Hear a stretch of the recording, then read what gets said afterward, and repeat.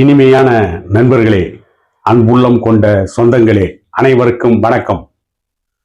கும்பகோணம் ஆடுதுறை மருத்துவக்குடி என்கின்ற கிராமத்தை சார்ந்த ஒரு கல்லூரி மாணவியை கடத்தி கொண்டு போய் கட்டாய தாலி கட்ட முயற்சித்த நாடக காதல் கும்பல் பேர்வழியின் மீது நடவடிக்கை எடுக்க வேண்டும் என்று ஆர்ப்பாட்டம் நடத்த சென்ற பாட்டாளி மக்கள் கட்சியின் மாவட்ட செயலாளர் மா.க. ஸ்டாலின் அவர்கள் மீது வன்கொடுமை தடை சட்டத்தில் வழக்கு பதிவு செய்த காவல்துறை.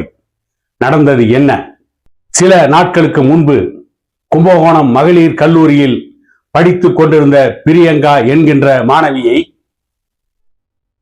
பிரியங்காவின் சமூகத்தை சாராத மாற்று சமூகத்தை சார்ந்த பாலகிருஷ்ணன் என்கின்ற ஒருவர், அவருடைய சித்தி, அவருடைய உறவினர்கள், அவருடைய நண்பர்கள் இவர்களை வைத்து அந்த மாணவியை கடத்தி கட்டாய தாலி கட்ட முயற்சித்திருக்கிறார்.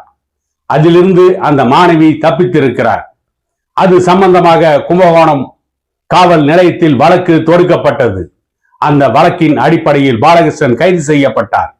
கைது செய்யப்பட்ட பாலகிருஷ்ணன் மீது வன்கொடுமை தடை சட்டத்தின் கீழ் அவரை கைது செய்ய வேண்டும், அவர் மீது குண்டர் தடுப்பு சட்டத்தில் வழக்கு பதிவு செய்ய வேண்டும் என்று கோரிக்கை விடுக்கப்பட்டது.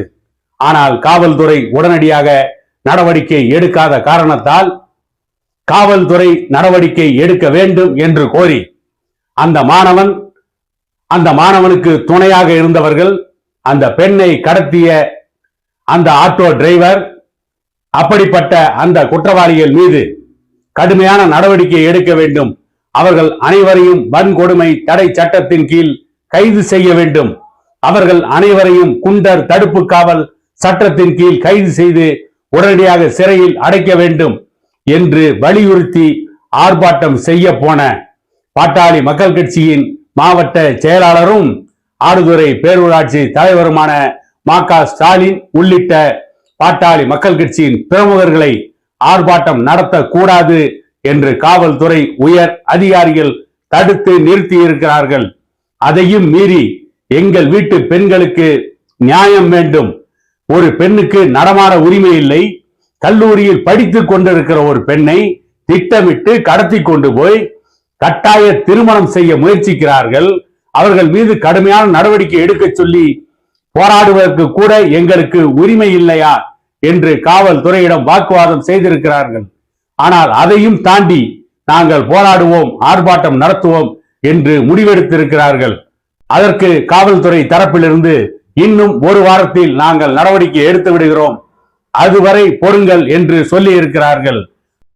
அதை கேட்டுக்கொண்டு பாட்டாளி மக்கள் கட்சியின் மாவட்ட செயலாளர் மா.க. ஸ்டாலின் உள்ளிட்டவர்கள் அங்கிருந்து கலைந்து வந்து விட்டார்கள்.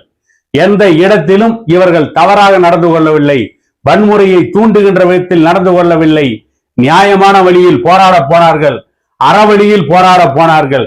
அதுவும் ஒரு கல்லூரி மாணவிக்கு திருமணம் செய்து கொள்ள சொல்லி மிகவும் டார்ச்சர் கொடுத்து அந்த பெண்ணை படிக்க விடாமல் தடுத்து கல்லூரியில் படித்துக் கொண்டிருக்கிற ஒரு பெண்ணை திட்டமிட்டு கடத்தி அந்த பெண்ணின் கழுத்தில் தாலி கட்ட முயற்சி செய்து அதற்காக அந்த பெண்ணை கடுமையாக தாக்கிய அந்த நாடக பேர்வழிகள் மீது நடவடிக்கை எடுக்க வேண்டும் என்று போராட சென்றால், அந்த போராட்டத்திற்கு தலைமை தாங்கினால் பாட்டாளி மக்கள் கட்சியின் மாவட்ட செயலாளர் மீது வன்கொடுமை தடை சட்டத்தில் வழக்கா? இதுதான் ஜனநாயகமா? இதுதான் நீதியா? இதுதான் நியாயமா? இப்படி நடந்து கொள்ளலாமா? இது மிகவும் மோசமான செயல் இல்லையா? இது ஒரு மோசமான முன்னுதாரணம் இல்லையா? போராடுவதற்கு கூட இந்த நாட்டில் உரிமை இல்லையா? அதுவும் ஒரு கட்சியினுடைய மாவட்ட செயலாளர், ஒரு செல்வாக்கு மிக்க கட்சி, ஒரு செல்வாக்கு மிக்க தலைவர், ஒரு 46 ஆண்டு கால போராட்ட வரலாறு படைத்த தலைவர், அந்த தலைவரின் கீழ் இயங்குகின்ற கட்சி, மருத்துவர் ஐயாவின் தலைமை ஏற்று இயங்குகின்ற கட்சி, அதுவும் மருத்துவர் ஐயா கொடுத்த அனுமதியின் பேரில் அங்கே போராட சென்றிருக்கிறார்கள். இன்னும் சொல்ல போனால் ஒரு பெண் உரிமை காவலாளி தலைவராக இருக்கின்ற ஒரு இயக்கத்தை சார்ந்தவர்கள் பெண்கள் பாதிக்கப்படுகின்ற பொழுது அவர்களுக்கு ஆதரவாக களத்தில் நின்று போராட போனால் அவர்கள் மீது வன்கொடுமை தடை சட்டத்தில் வழக்கு பதிவு செய்வார்களா?